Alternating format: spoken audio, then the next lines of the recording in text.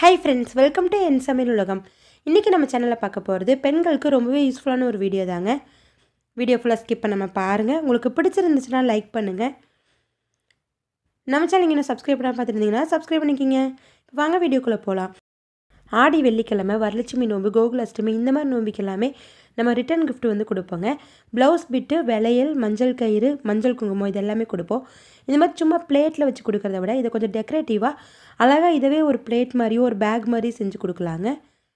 இன்றைக்கி இந்த வீடியோவில் 3 விதமாக ப்ளவுஸ் பிட்டை வச்சு எப்படி வந்து செய்யலான்னு தாங்க பார்க்க போகிறோம். ஃபஸ்ட்டு அந்த ப்ளவுஸ் பிட்டை 2ஆக மடித்து இந்த மாதிரி விரித்து வச்சுக்கோங்க. அதை வந்து 4 சைடும் வந்து இந்த மாதிரி கார்னரை வந்து மடித்து விடணுங்க.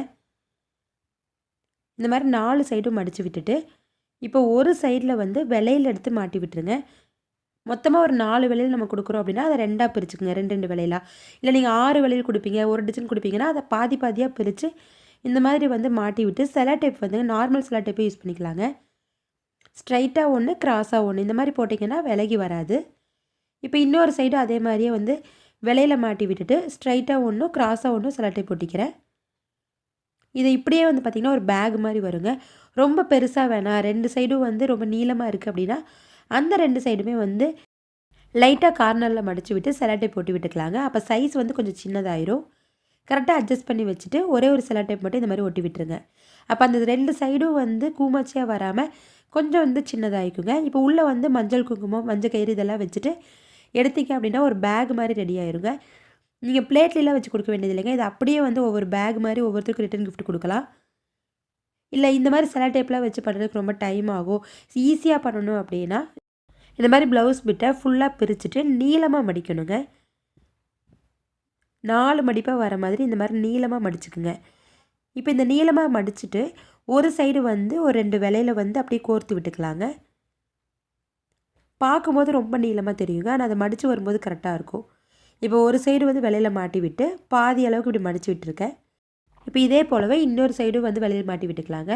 விலையில் வந்து நீங்கள் எவ்வளோ கொடுக்குறீங்களோ அந்த கணக்குக்கு பாதி பாதி பிரித்து எடுத்துக்குங்க.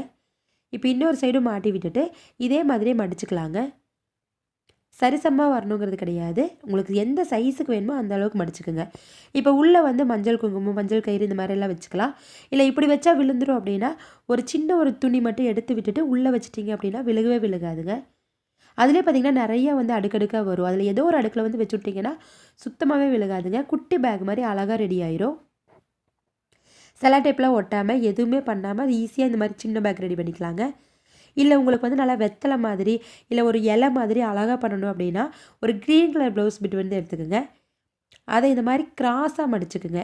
அதுக்கப்புறம் 2 சைடும் வர மாதிரி இப்படி விசிறிக்கெல்லாம் மடிப்போம் இல்லைங்களா, அந்த மாதிரி விசிறி மடிப்புங்க.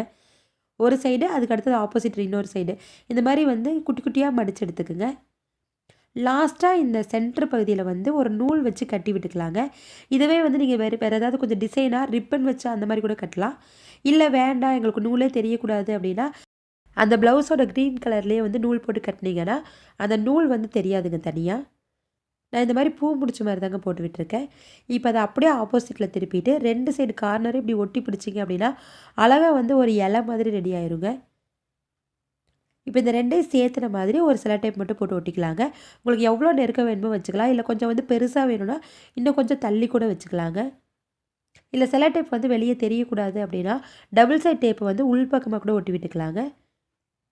ரொம்ப ரொம்ப அழகாக இருக்கும். இதை வந்து ஒரு பிளேட்டில் வச்சு கொடுத்தீங்க அப்படின்னா ஒயிட் கலர் பிளேட் மேலே வச்சு கொடுக்கும்போது அப்படி பார்க்க வந்து பெரிய ஒரு வெத்தலை மாதிரி இருக்கும்.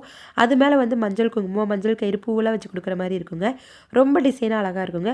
ரிட்டன் கிஃப்ட் கொடுக்குறதே வந்து சும்மா ப்ளவுஸ் பிட் அப்படியே கொடுக்காம இந்த மாதிரி கொஞ்சம் டிசைனாக ட்ரை பண்ணி பாருங்கள் ஃப்ரெண்ட்ஸ்.